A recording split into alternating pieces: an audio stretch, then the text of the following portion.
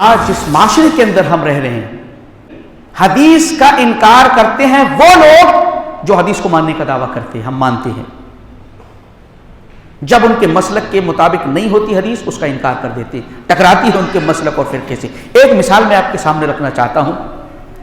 مثال یہ ہے، اللہ کے نبی صلی اللہ علیہ وسلم کے ایک واضح فرمان، ابو داؤد نسائی وغیرہ کی روایت ہے، بین کل اذانین صلاۃ، ہر دو اذان کے درمیان نماز ہے، یعنی اذان اور اقامت کے درمیان نماز ہے۔ آپ نے فرمایا کہ صلو قبل المغرب، صلو قبل المغرب، صلو قبل المغرب فمن شاء۔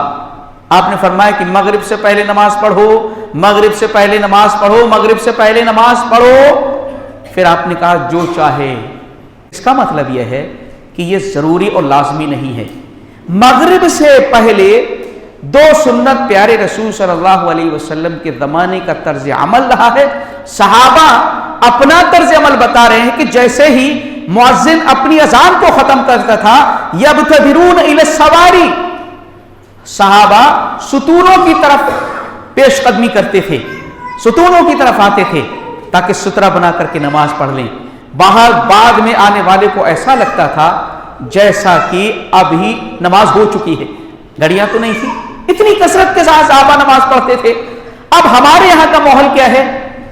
جیسے ہی مغرب کی اذان ہم نے پڑھی، فوراً امام صاحب مصلی پر آ گئے۔ آپ بتائیے، مغرب کی نماز اگر کوئی پڑھنا چاہتا ہے، پیارے رسول کے زمانے میں وقت ملتا تھا، صحابہ پڑھتے تھے، آپ کا طریقہ تھا، تو وہ شخص کیسے اس سنت پر عمل کرے گا؟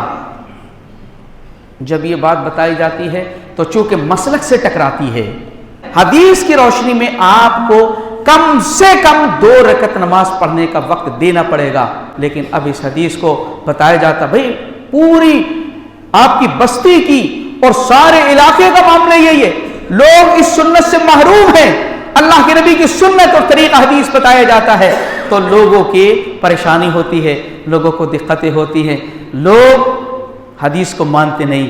اپنے مسلک کو بچانے کے لیے آپ پیش کر دیجئے لوگوں کے سامنے، واللہ اگر کوئی مان جائے الا ماشاءاللہ، کیونکہ یہ حدیث کیوں ہے؟ مسلک سے ٹکرا رہی ہے، مذہب سے ٹکرا رہی ہے، امام سے ٹکرا رہی ہے۔ حدیث چھوٹ جائے، حدیث کو ترک کر دیا جائے، کوئی پرواہ نہیں ہے، لیکن مسلک نہ چھوٹنے پائے، یہ ہمارا طرز عمل ہو چکا ہے۔ ان منکرین حدیث کی طریقے سے جنہوں نے غلط تعبیرات کر کے، غلط حدیث کو معنی پہنا کر کے حدیث کا انکار کیا، کیا یہ لوگ حدیث کے انکار کرنے والے نہیں ہیں؟ جو زبانوں سے تو حدیث کی بات کہتے ہیں، نبی سے محبت کی بات کہتے ہیں، لیکن نبی کے فرمان جب آ جائے اس وقت آپ اس کو خوشی سے قبول کیوں نہیں کرتے؟ واقعی میں سچی محبت نبی سے ہے تو نبی کے فرمان کو بھی خوشی سے دل سے قبول کریے، لیکن وہاں نفرت کا ماحول پیدا ہو جاتا ہے اور دوسرا جو بتاتا ہے اسی کو الٹا دشمن ہو جاتے ہیں۔ یہ ہمارے سماج کا ایک ماحول اور ایک رویہ ہو چکا ہے حدیث کے تعلق سے۔ حدیث وہی بات کرتے ہیں، حدیث کی، بخاری کی، مسلم کی بھی بات کرتے ہیں، لیکن انہی حدیثوں کو مانیں گے جو ہمارے مسلک سے میچ کرتی ہیں۔ باقی حدیث بھائی کوئی اور مانے، وہ تم مانیے، وہ آپ لوگ مانیے، یہ ہمارے مسلک کے مطابق ہم نے لے لی۔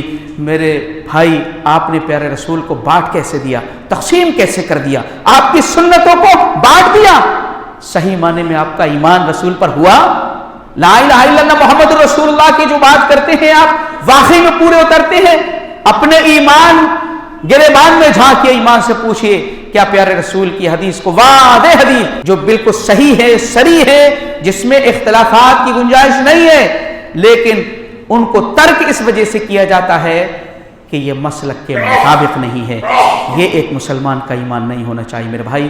حدیث کا انکار یہ ایک فتنہ ہے جو سن 2 صدی ہجری میں پیدا ہوا، دفن ہو گیا خوارج اور معتزلہ کی شکل میں۔ 13ویں صدی ہجری میں ہندوستان میں جس نے جنم لیا، بہت زیادہ تو ختم ہو چکا ہے، لیکن اس قسم کا انکاری حدیث ہمارے درمیان موجود ہے جس کو ختم ہونا چاہیے۔ واقعی میں ہم مسلمان ہیں تو اللہ کا تو حکم یہی ہے، یا ایھا الذین آمنوا ادخلوا فی السلم کافہ، اے ایمان والو، اے وہ لوگ جو ایمان لائے ہو، اللہ کے اس دین میں پورے کے پورے داخل ہو جاؤ۔ مسلک کو نہ بچاؤ، مذہب کو نہ بچاؤ، امام اور علماء کو نہ بچاؤ، उलमा को बर्दाश्त नहीं कर सकते आप, लेकिन हदीस को गवारा कर लेते छोड़ना। नबी पाक सल्लल्लाहु अलैहि वसल्लम का यही मकाम है। अल्लाह फरमा रहा है इस्लाम के अंदर पूरे दाखिल हो जाओ, आधे अधूरे नहीं। यही हम सब की जिम्मेदारी है। अहादीस के इनकार के फितने ख़त्म हो चुके हैं बज़ाहिर, लेकिन इस किस्म की चीज़ें हमारे समाज में मौजूद हैं जिसे इस्लाह की सख्त तरीन ज़रूरत है। अल्लाह रब्बुल इज़्ज़त मौला करीम ने कमल की तौफ़ीक़ इनायत फरमा। मौला करीम सही माने में अहादीस रसूल की मोहब्बत पैदा फरमा। मौला करीम किताब व सुन्नत पर अमल करने की तौफ़ीक़ इनायत फरमा। मौला जब तक हम इस दुनिया में रहें इस्लाम पर ज़िंदा रहें, जो हमारा ख़ात्मा हो ईमान पर हो। आमीन तक़ब्बल या रब्बल आलमीन।